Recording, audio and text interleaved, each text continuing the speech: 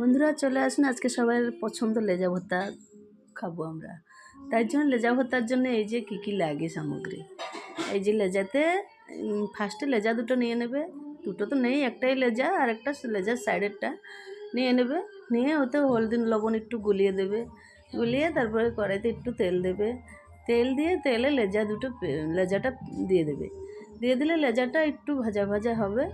তারপরে লেজার ভিতরে যা যা সামগ্রী লাগে ওই যে ভর্তাতে, রসুন একটু দিয়ে দেবে, তারপর শুকনো লঙ্কা একটু দিয়ে দেবে, লঙ্কা রসুন একটু ভাজা ভাজা হবে। তারপরে লেজাটা উল্টিয়ে দেবে। তারপর লেজা ভর্তা যে এমন সুন্দর, মানে সবার প্রিয়, সবার প্রিয়, আমার বাড়িতেও সবার প্রিয়। আর যে যে দেখবে তারই প্রিয়। আমি যখনই মোবাইলে দেখি তখনই আমার জিভে জল চলে আসে। তা আজকে তাই জন্য আমি নিজে করছি লেজা ভর্তা। এই যে দেখুন, লেজায় কাঁটাগুলো ফেলে দেবেন, ভালো করে কাঁটাগুলো ফেলবেন। কিন্তু কাঁটা একটা থাকলে কিন্তু হাতে গেঁথে যাবে, বাচ্চারাও খেতে পারবে না, কেউ খেতে পারবে না।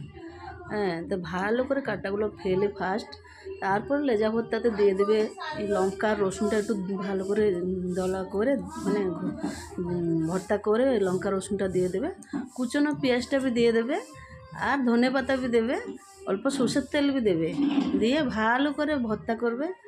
হ্যাঁ, ভালো করে ভর্তা করে গোল করে এবার